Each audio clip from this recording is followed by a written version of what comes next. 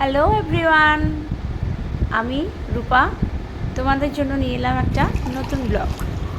প্রথমে সকালেই আমি একটা ডিটক্স ড্রিঙ্ক, যেমন যে কোনো আজকে যেমন মেথি জল একটু খেয়ে নিলাম।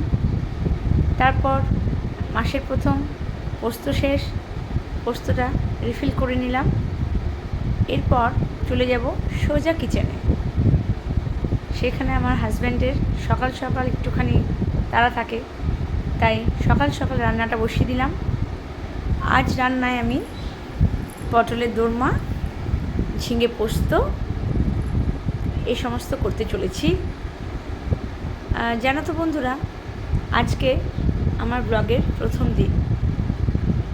আমার এভরিডে লাইফস্টাইল কেমন সেটা তোমাদের সাথে শেয়ার করবার জন্যই আমার এই নতুন চ্যানেলটি খোলা।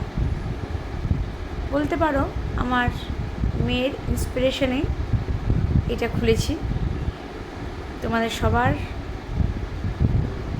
ভালোবাসা দরকার পাশে থাকার জন্য।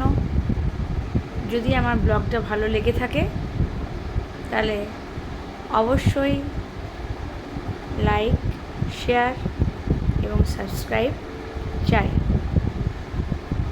এরপর আমি আমার ব্রেকফাস্ট করে নিচ্ছি। আমি জেনারেলি ছাতু শরবতই খাই। আজ যেমন একটু ওটস, দই, সিডস, একটু ম্যাঙ্গো পাক দিয়ে একটুখানি ওটস বানিয়ে নিলাম, ওটাই আজকে খেয়ে নেব। তারপর তো প্রত্যেক দিন, আজকে যেহেতু আমার প্রথম দিন, তাই কিছু ভুল, কিছু উল্টো পাল্টা সব কিছুই হবে। তোমরা একটুখানি সেটাকে মানিয়ে গুছিয়ে নিও।